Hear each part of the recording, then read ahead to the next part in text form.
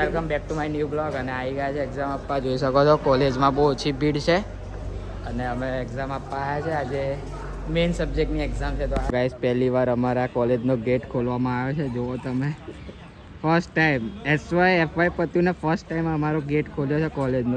તો અમારા સેલિબ્રિટી આજના સેલિબ્રિટી આવ્યા છે, ગેટમાંથી એન્ટર કરે છે. વર્ક છે કોલેજનો, મોટો વર્ક છે અમારો.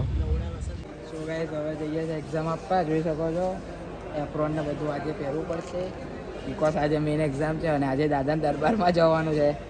તો આજે બધું પહેરવું પડશે. બધું રેડી જ છે. રેડી હોલ ટિકિટ પણ આજે લઈને જ આવ્યો છું, ભૂલી નહીં ગયો ઘરે. તો જઈએ ચાલો. સો ગાઈસ આજે hall ticket, apron plus manual, general and box બી લઈને જ આવ્યો છું. કમ્પ્લીટ છે આજે તો એક્ઝામમાં. સો ગાઈસ બેગ બહાર મૂકવા માટે આવ્યા છે, જુઓ તમે. સો ગાઈસ એક સેક્શન પતી ગયું છે આઈસીના લેબનું. હવે બીજું સેક્શન છે. સો ગાઈસ માઇક્રોના બંકા બધા ઇંગ્લિશની એક્ઝામ આલવા જાય છે. સો ગાઈસ ફ્રેન્ડના પીજી ઉપર આવ્યા છે આપણે. ગાઈસ ફ્રેન્ડના રૂમ ઉપર આવી ગયા છે. એનો રૂમ છે.